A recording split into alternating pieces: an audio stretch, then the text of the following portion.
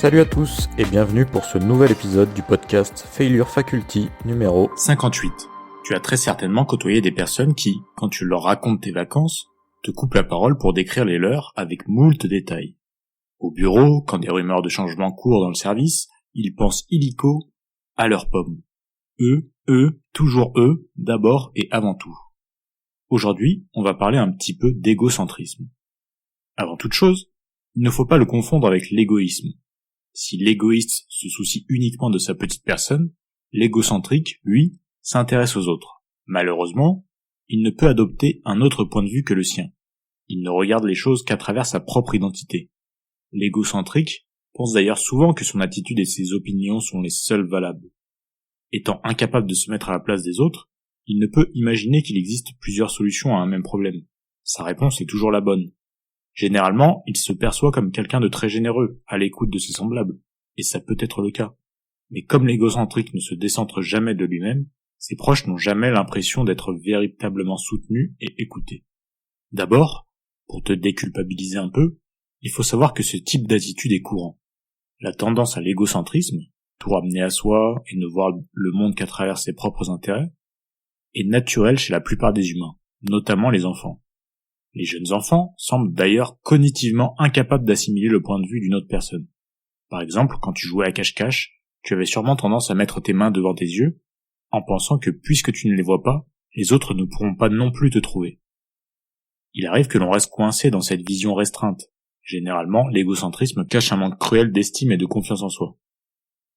Les égocentriques ont en effet souvent l'impression d'être inférieurs aux autres, de valoir moins qu'eux. Ce sentiment, parfois inconscient, les conduit alors à compenser en permanence. Derrière une solidité apparente se cache donc une certaine fragilité. Il est alors possible de développer des comportements paranoïaques ou en prenant trop au sérieux des actes qui ne devraient pas l'être. Quand tu rentres dans une pièce, penses-tu que tous les regards sont dirigés vers toi? Prends-tu mal certaines réflexions qui ne te sont pas destinées? Un serpent pénétra dans une menuiserie. Alors qu'il se faufilait dans les recoins, il passa par-dessus une scie et se blessa légèrement. Sur le coup, il s'est retourné et a mordu la scie. Et en mordant la scie, il s'est gravement blessé dans sa gueule.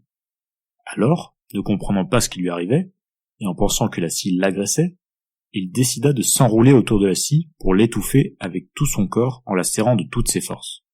C'est ainsi que, hélas, il finit par être tué.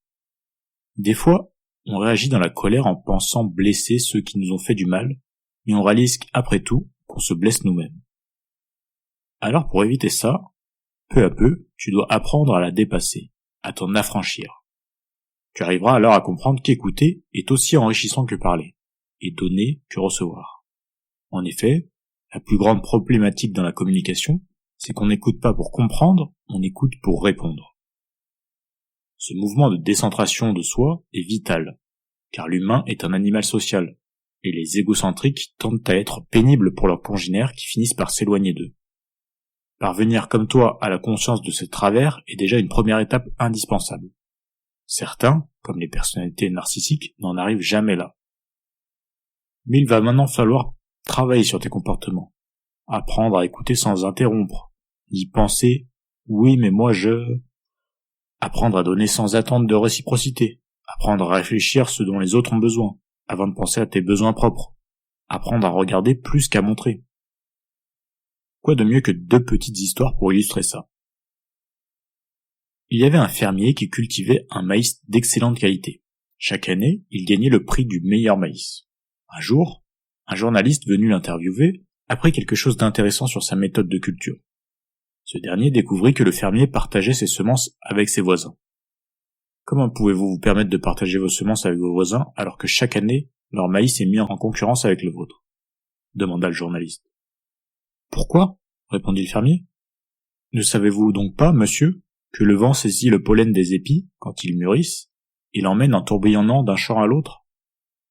Si mes voisins cultivaient un grain de moindre qualité, la pollinisation croisée dégraderait grandement la qualité de mon propre maïs. Pour cultiver le meilleur maïs, je dois aider mes voisins à cultiver eux aussi le meilleur. Ainsi en va-t-il de nos vies. Ceux qui veulent que leur vie ait du sens, eh bien, il leur fait aider les autres à vivre une bonne vie, car la valeur d'une vie se mesure à toutes celles qu'elle touche. Ainsi en va-t-il aussi de nos économies. Ceux qui veulent que le territoire prospère, eh bien, il leur fait aider les autres à vivre, eux aussi dans la prospérité. Car le bien-être de chacun est relié au bien-être de tous. Certains appellent cela la force du collectif, d'autres une clé de réussite, d'autres encore une loi de la vie. Le fait est qu'aucun d'entre nous ne gagne vraiment avant que nous ne gagnions tous. Imagine maintenant la situation suivante. De retour à la maison, dans ta voiture de sport, en plein milieu d'une terrible tempête, tu passes devant un arrêt de bus et tu y vois 3 personnes. Une dame âgée qui est gravement malade et qui, si elle n'arrive pas à l'hôpital à temps, mourra. Un médecin, bon ami à toi, qui t'a sauvé la vie il y a quelques années. Et puis, l'être le plus beau que tu n'aies jamais eu la chance de rencontrer. La personne à qui tu as toujours rêvé et avec laquelle tu serais disposé à passer le reste de ta vie. Comme ta voiture est du genre sportive, elle ne possède qu'un second siège à l'avant, mais pas de place à l'arrière. Qu'est-ce que tu ferais dans cette situation? La vie de la dame âgée est en jeu. Le médecin qui t'a sauvé la vie, ça pourrait être l'occasion de lui rendre l'appareil. Et bien sûr, l'amour parfait que tu risquerais de perdre. La situation semble ne pas avoir de fin heureuse et obligerait un cas de conscience. Et pourtant, il y a une vraie prise de recul qui permet une solution optimale. Tu donnes les clés de la voiture au médecin pour qu'il amène la dame à l'hôpital et tu restes pour attendre l'autobus avec la personne de tes rêves. Apprends à voir les problèmes et les situations difficiles d'un autre point de vue. Cesse de te mettre directement en avant, comme ici en t'incluant inconsciemment comme ayant obligatoirement une place dans la voiture. Ainsi, tu commences par faire le nécessaire, ensuite, tu fais ton possible, et de cette façon, tu peux t'entrevoir l'impossible. Et toi? Te mets-tu inconsciemment au centre de toutes tes décisions? Ou arrives-tu à sortir de cette tendance sans pour autant délaisser ton bien-être?